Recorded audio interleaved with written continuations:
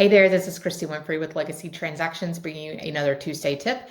This week, I want to talk about the FHA Flip Rule. I've seen this a couple of times recently, and there are some guidelines when a investor sells a property that they are flipping when it comes to FHA loans.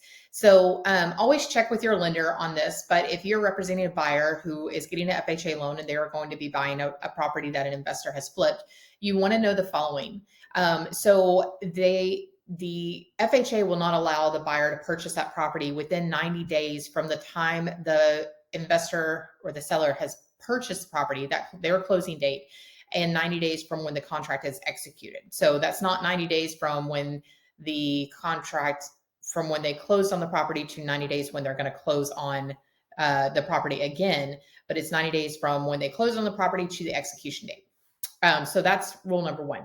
And then the other rule is if the property is being sold at 100% more than what the investor paid. So for instance, let's say they bought it at $100,000, they're turning around and selling it for $200,000.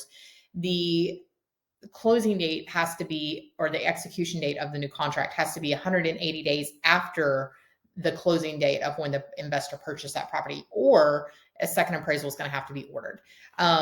And if the second appraisal is ordered, the value will always go with whatever the lowest appraisal is. So those are two really important notes to keep tabs on whenever it comes to your buyer has an FHA loan and they're buying a flip property. Always have a really, really great lender on your side. They can answer much more in-depth questions about the FHA Flip Rule, but that's just a quick tip that we wanted to put out, and so you can help your buyers know what they're purchasing and how to handle those contracts. We hope you have a fantastic week. If you have any questions, feel free to reach out.